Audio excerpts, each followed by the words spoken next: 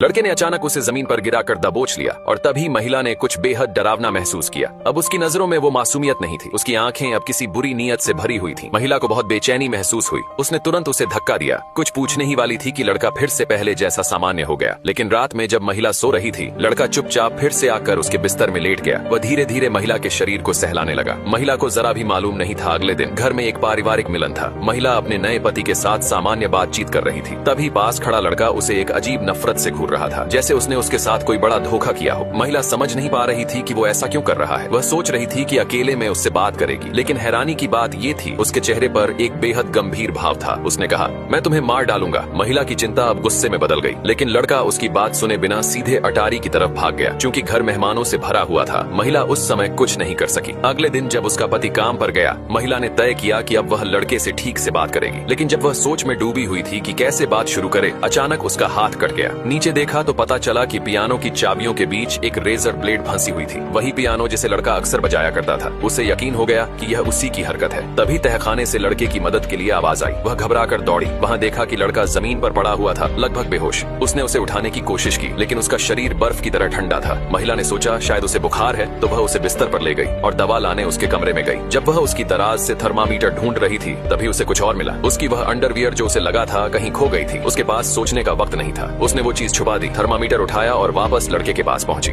वहां लड़का धीरे धीरे कुछ बड़बड़ा रहा था। उसकी आवाज अस्पष्ट थी। महिला पास झुकी ताकि उसकी बात सुन सके। तभी लड़के ने अचानक अपनी आंखें खोल दी। महिला का सिर गुस्से से चकरा गया। वह सीधे उसे ढूंढने निकली, लेकिन लिविंग रूम में देखा कि फैमिली फोटो फ्रेम टूटा हुआ पड़ा है। उसने उसे उठाकर वापस जोड़ा और गुस्से में लड़के को पुकारा। लड़का सामने आया, लेकिन इससे पहले कि वह कुछ कहती, वह भाग गया और जानबूझकर उसे पीछे के आंगन की तरफ खींच ले गया। फिर महिला नुकीले खंजर पर गिर गई और उसने जो देखा डर गई।